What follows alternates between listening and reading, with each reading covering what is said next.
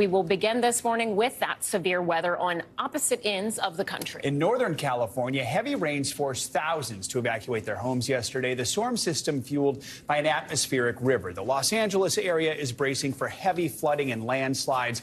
Well, those living in the Sierra Mountains have another round of snow in store today. And here in the Northeast, a major nor'easter pummeled states from New York to Maine. Some places getting more than 2 feet of snow. But the story this morning is the power outages it caused. An estimated 250,000 customers are without power this morning as cleanup crews begin clearing out the iced-over roads and power lines. Meteorologist Angie Lastman is standing by with the forecast. But first, NBC News correspondent Antonia Hilton is in Worcester, Massachusetts again for us this morning. So, Antonia, what are conditions looking like where you are, and how does that compare to the rest of the state? Good morning, Joe.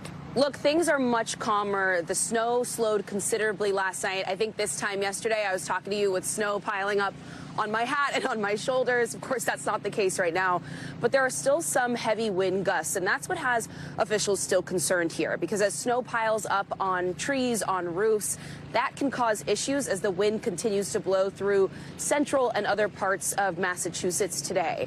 Really, the challenge left for people is to get the cleanup underway so that people can get back to work, get back into schools. We saw about a foot, about 13 inches of snow here, but in other parts of central Mass and in the Berkshires, they got about 30 inches. And so there's a major cleanup, and this was the heavy, sticky snow that's really hard to get your average snowblower through. A guy has been working behind me all morning doing his best to clean up here, and people have been doing that in their walkways. School here in Worcester is still delayed by 2 hours to give families some time to dig out and make sure that they can get on their morning commutes or get to school safely, Joe. So families are focused on digging out now that the worst of the storm is past. What is it officials there are most focused on? Well, they're focused on the wind gusts, making sure that things are safe out on the streets, that they've cleared some of the trees that were knocked over yesterday, and that they're restoring power. You mentioned about 250,000 people lost power just in Massachusetts. Over 60,000 people lost power. Some of those folks are already back online, and thankfully this is an area where people often have a backup generator or a neighbor who has a backup generator. So we didn't see major crises here yesterday, but they're keeping an eye on all of that and trying to make sure that those folks get back up to speed today and are able to get back out there. You know, the biggest issue is just making sure that some of these sidewalks, these roads, I'm in the downtown area, which is normally really busy. You'll remember yesterday it was dead. They want to make sure that as people return to work, it's safe out on the street here. You mentioned some school delays. Delays, not cancellations. Is the theory, is the feeling that people will be able to get back to work and school at some point today? That's the hope. School is going to start around 10 a.m. today. They feel pretty secure that they'll be able to make sure those hazardous conditions are out of the way in just a couple hours. But they really wanted that extra time, that extra safety, keep some of the school buses, some of the parents in their cars off the road just for a little while. You know, the snow and most of the ice is up off of the street right now, but it really is that potential still for trees to knock over, some of the heavy snow to fall off roofs or lamp posts or power lines that they really want to make sure to get out of the way and make sure people can really just get back to their normal routine today. Just a bit of a road bump for hardy New Englanders. All right. Antonia Hilton, thank you so much for your reporting. Appreciate it. For more on these storms on both coasts, let's bring in meteorologist Angie Lastman. Hey, Angie, good morning. Good morning, guys. We're going to eventually say goodbye to that nor'easter as it continues to pull away and takes most of the impacts with it. But yes, Antonia's right. We'll still deal with the gusty conditions today and still some lingering snow showers across parts of New England. Nothing quite as impressive as what we dealt with yesterday, though. We are not done, however, with that system that has been fueling the flooding in parts of California for days now. Today is another day where Southern California mainly will be inundated with more rain. You see the radar showing all of that heavy rain working from Santa Barbara all the way into parts of San Diego. It's Southern California that's in the focus of that additional rainfall through the day today. We're eventually going to see this wrap up as that system starts to move to the east, but we still do have many people under these flood alerts as we continue to see melting snow and that additional rainfall. So be careful of that, especially if you're in the Southern California region through the day today. Now, I mentioned the system's going to move east. It is, and we're going to add on some snowfall for parts parts of the Rockies, and will also add a little bit of rain for parts of the Southwest. Nothing quite as impressive as what we've seen from this system so far, but that's not the end of the story. We'll eventually see, as we get into parts of Thursday, the system track to the east, bringing snow and strong winds to parts of the upper Midwest, and not to mention the potential for some strong to even severe storms stretching through parts of the Southeast. We're going to see large hail possible for places like Dallas, South Oklahoma, North Texas, all included in that elevated, or rather enhanced risk of severe storms as we get into tomorrow afternoon, something that you'll want to pay attention to if you live in that area.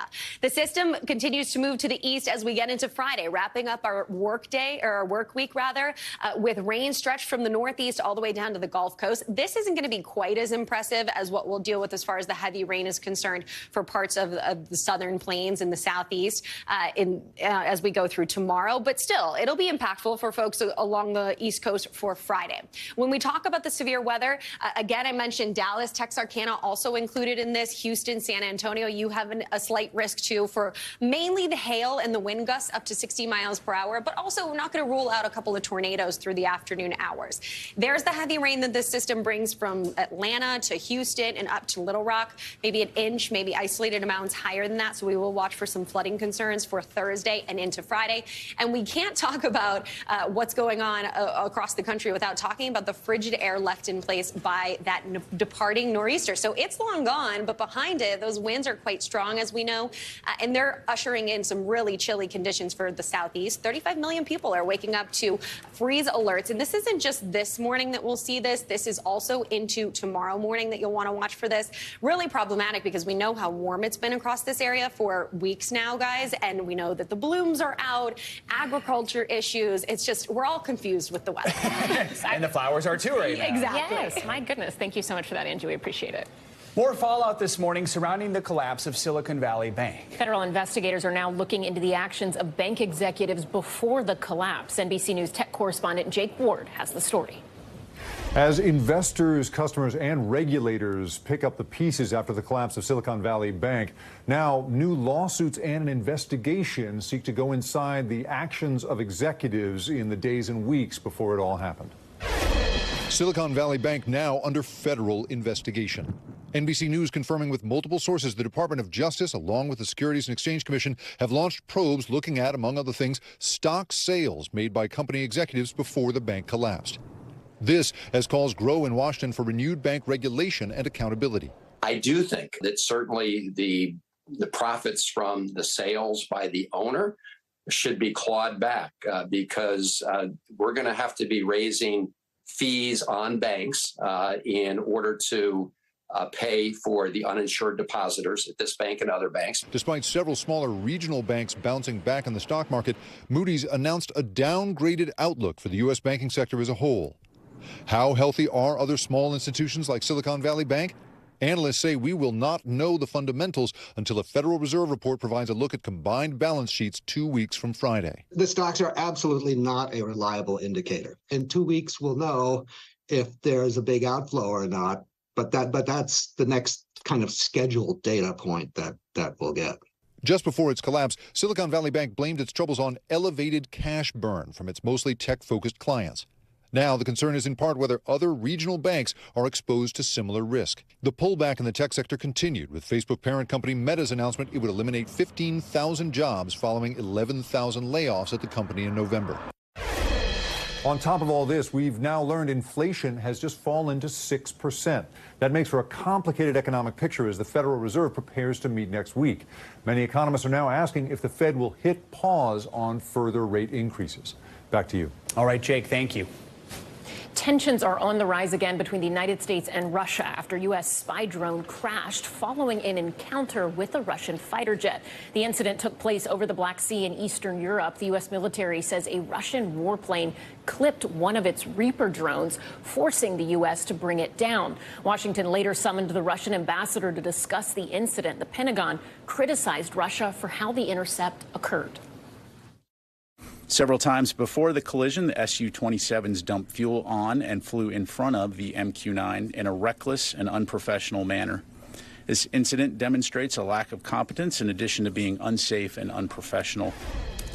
NBC News global security reporter Dan DeLuce joins us now for more on this. Dan, the National Security Council's John Kirby says these sorts of aerial intercepts are not uncommon, but this one was noteworthy, he says, because of the way it took place. Tell us more about the U.S.'s version of events here, and what exactly are these Reaper drones?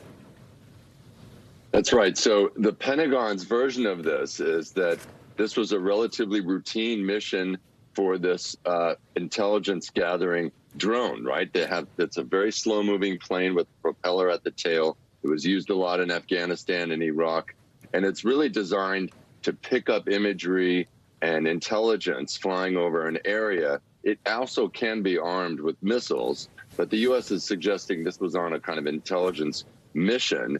And instead of a kind of routine intercept, the U.S. is saying that the Russian fighter jets flew in this very unsafe manner and clipped the propeller of this drone, and they had to crash the drone into the Black Sea. And they're saying that this was all basically the fault of the Russians, and Russia has a different version of events. Tell us a little bit about that. What is Russia saying took place here? Right. So the Russian ambassador was summoned to the State Department, and there was a very strong protest conveyed by the U.S. But the Russians are saying that this was a provocative act, that it was near Russian territory, and that the drone somehow didn't have a transponder on. Here's what the Russian ambassador had to say. This drone can carry a few bombs. You see that what will be reaction of United States if you see such Russian drone very close, for example, to San Francisco or New York? What will be reaction of United States? We don't want any confrontation between the United States and Russian Federation. We are in favor of pragmatic relations for the interest of the people of the United States and Russian Federation. So noteworthy there that he says the Russians don't want a confrontation. And I think the tone from the administration here in Washington has also been pretty restrained. I think everyone sees there's very high stakes here, and it's a reminder of just how dangerous the situation is with so many military assets all operating in close proximity. Dan, do we know where this drone, or at least what's left of it, is right now? Has the U.S. been able to retrieve it? Is it in Russian custody? And if the Russians have it, how big of a national security threat might that pose? Well, first, that's a key question, and the Pentagon didn't give any update yesterday, but defense officials did tell NBC News that they've essentially wiped clean the software and the equipment on that drone so that any data or sensitive information is now no longer available. It's highly unlikely that the U.S. will be able to recover this. This crashed, near Russian naval ships that patrol the Black Sea and near Russian-controlled territory in Ukraine and the Crimean Peninsula. So it's probably likely the Russians will get a hold of it before the U.S. does. All right, Dan DeLuce, thank you so much for your insight. We appreciate it. The Biden administration is taking new steps to try to address gun violence. The president signed an executive order yesterday in Monterey Park, California. That was the site of a mass shooting just 2 months ago, where a gunman killed 11 people during a Lunar New Year celebration. The new order signed by the president is designed to increase background checks for the purchase of guns. NBC News Chief White House correspondent Kristen Welker joins us now from the White House. Kristen, good morning. So first of all, can you break down exactly what this executive order does and what the president's saying about it? Hi, Joe. Well, it is good to be with you. President Biden announcing that new executive order in really somber remarks in Monterey Park yesterday. The order does a couple of things. The primary goal is to make sure that authorities are fully implementing that bipartisan gun law that passed last year. So it calls for safe storage of firearms. It encourages better ballistics tracing.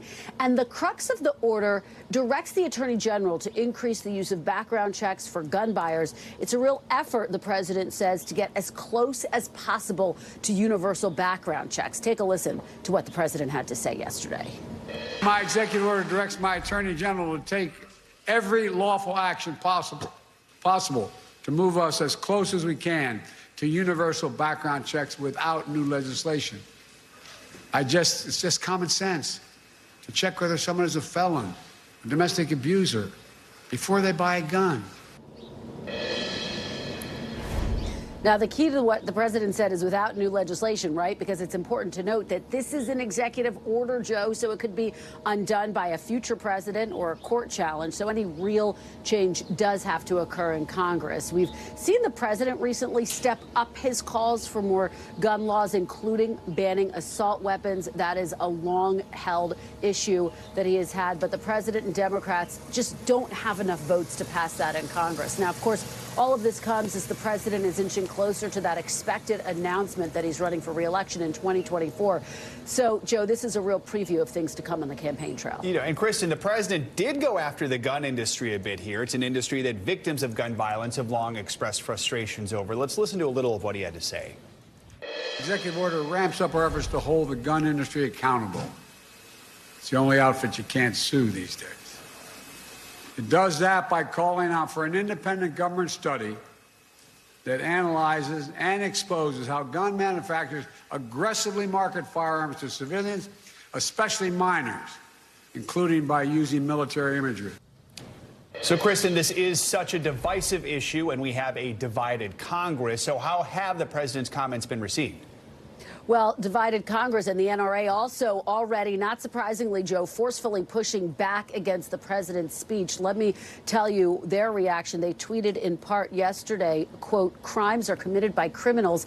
Until President Biden and his allies decide to go after violent criminals, violence will continue to spiral out of control. Now, the White House rejects that, arguing that, look, the president has proposed more funding for police departments for fighting criminals. Still, to your initial point, congressional Republicans have made similar points as the NRA, with many arguing it's not more gun laws that are needed, but rather more funds for things like mental health. All of this, Joe, all of it underscoring why this issue of guns and gun laws is one of the most intractable and divisive here in Washington. And quickly, Kristen, I mean, the president's been mostly aligned with his allies on this issue, but we have seen him break from them on some other issues. Can you talk about that?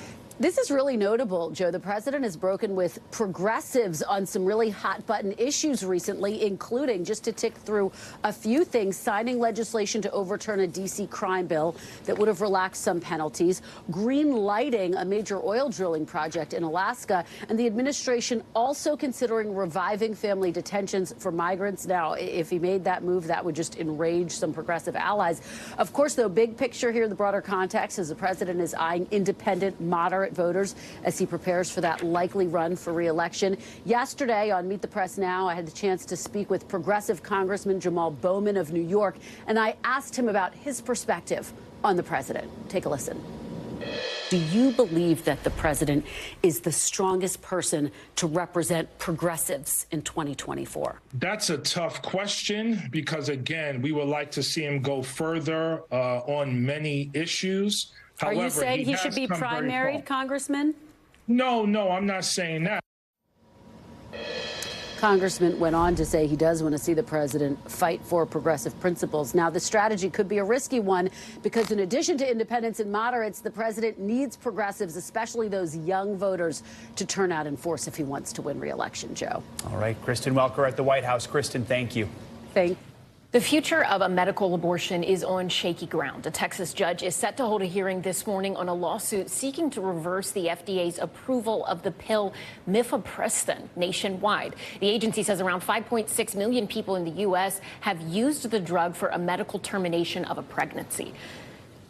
We are joined now by Dean and James E. Beasley Professor of Law at Temple University, Rachel Robuchet, joining us this morning to kind of break down everything going on here. Thank you so much for joining us, Rachel. Let's just start with what exactly is going on here. What are the allegations that led up to this lawsuit, and what would happen if this medication is actually halted? So the lawsuit's really about the FDA's approval of, as you said, mifepristone, the first drug in a medication abortion. And plaintiffs are alleging that 23 years ago, in 2000, when the FDA first approved the drug, it did so outside of its regulatory authority. They're also saying that when the FDA lifted a restriction on the drug, that people pick up the pills at a healthcare facility, that it also didn't have the power to do that. So what's at stake are plaintiffs asking this court to unapprove a drug that's been approved for a couple of decades. So when we're talking about medical abortion, if I'm not mistaken, you're really talking about two different types of medication, right? Mifepristone and then misoprostol, which then comes in second after that. So explain to us kind of exactly what we mean by a medical abortion, and if this one particular, this first medication that people take, if this is no longer available, could people still have it with this other one, or do they have to go hand in hand? Yeah, they can. In fact, lots of people all over the world just use misoprostol. So that it's two drugs. Mifepristone is taken first and misoprostol is taken second, 24 to 48 hours after. But misoprostol can also end a pregnancy, and it is not subject to the same FDA rules that mifepristone is. So many people are talking about if mifepristone is not available on the market, people will start using the second drug only. Could there be risks associated with that? You know, it's very safe. Mifepristone is very safe as well. There are slightly higher risks, but recent research shows that misoprostol is very effective in ending a pregnancy before 12 to 13 weeks of pregnancy. Risk increases if you use it later in pregnancy, but in the first trimester, it's very safe. So what should people who are maybe in a position where they need to have a medical abortion, what should they be watching for in today's hearing, and what are you watching for? So, you know, the reporters aren't allowed in the hearing today. So we'll be all watching after the hearing to hear what's happened. But what I'm watching for are arguments around the harm that a ruling unapproving mifepristone might cause. I'm waiting to hear what questions the judge has asked about the effects of such a ruling, not just the effects on people's access to medication abortion, but I'm interested to hear what the court wants to know about the FDA's power. It's really unheard of to think of a federal court telling a federal agency that 23 years ago, it didn't have the statutory power to approve a drug when that's the whole purpose of the agency. So, you know, a lot's on the line. All right. And this is a Trump-appointed judge who's overseeing this. And I know some abortion rights advocates had concerns about some past opinions, articles he had written. Thank you for being here. We will keep an eye on it. Rachel Robuchet, we appreciate your time. Thanks for watching our YouTube channel. Follow today's top stories and breaking news by downloading the NBC News app.